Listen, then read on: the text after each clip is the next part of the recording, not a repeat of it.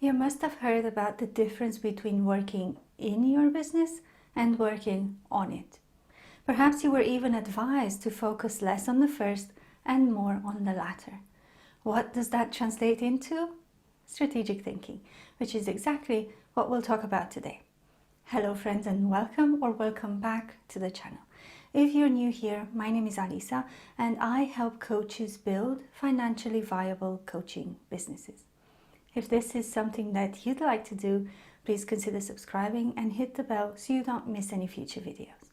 Today's video is the third in a series called 12 Things You Need for a Successful Coaching Business, and in it we're going to talk about strategic thinking. First of all, what does that mean? As the name suggests, strategic thinking is a thought process that we go through before we set about achieving particular goals. You will notice that as we go through the series, the videos build on each other, and I've done that on purpose. I already talked about goals and appropriate business models in the first two videos, and strategic thinking is the mental process we need to go through as coaches to decide how to meet those goals within the business model we've chosen. You'll find the link to the entire series in the description box below. When I say strategic thinking is about meeting your business goals, I want you to think about your immediate goals, but also long term. Where do you see your business and yourself as a professional 5 years from now, a decade from now, or even further than that? Depending on your answer to this question, you might decide that some courses of action or opportunities that come your way are not appropriate in the grand scheme of things, even if they sounded like a good idea for the short term. This is the difference between working in your business and being in tactical mode and working on your business and using strategic thinking. It would be a mistake to set your goals for the year and go straight into creating a strategy or a plan for achieving them without thinking further ahead and how your decisions now will affect your business in the future. Tactics are important, and the next video in the series will be dedicated to this topic, but strategic thinking comes before it. So, what skills do you need for strategic thinking? First of all, you need to have a good knowledge of coaching as a market, as well as the industry in which you operate in, and the ability to analyze them both and spot patterns and trends and anticipate future developments. This is because you don't want to base your strategy on something that perhaps in a few years' time will become obsolete. Of course, you cannot know that for sure, so you also need the ability to analyze risks and the costs associated with them, both financial and of a non-financial nature, and understand the implications of your decisions. And of course, planning skills are important, and the decisiveness to choose a plan and stick to it.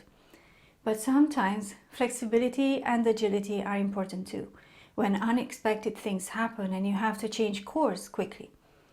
And if that happens, problem-solving skills are your friend. If this sounds too high level, don't worry. We're going to tone it down in a moment and talk about how you can apply strategic thinking in your coaching business.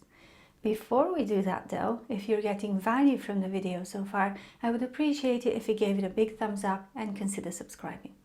If you're inclined to leave a comment, that would make my day. It really helps to support the channel, and I thank you in advance if you do. So, how do you apply strategic thinking to your coaching business? The easiest way to do that is by setting some time aside regularly to look at your business and analyze it from several different angles.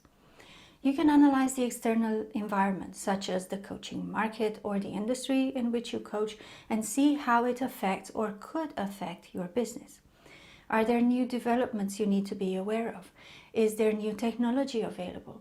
What are other professionals doing, and what trends or patterns can you observe?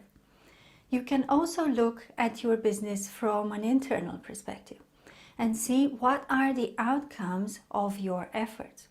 Is your work generating the results you'd like to see, and how close are you to reaching your goals? Do you need to change or adapt anything based on this analysis? I wrote an article about evaluating progress in your business. I'll link it in the description box below. Another way of looking at your business is through the influence that you are having on it.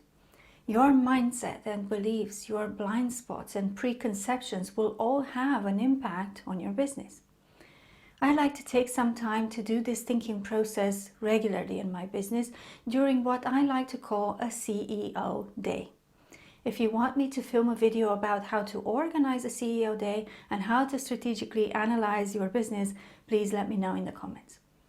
And that is number 3 on the list of 12 things you need for a successful coaching business. I hope you found it useful, and if you have any questions or comments, please leave them below. Otherwise, thank you so much for watching. I'm Alisa, and I'll see you in the next one. Bye.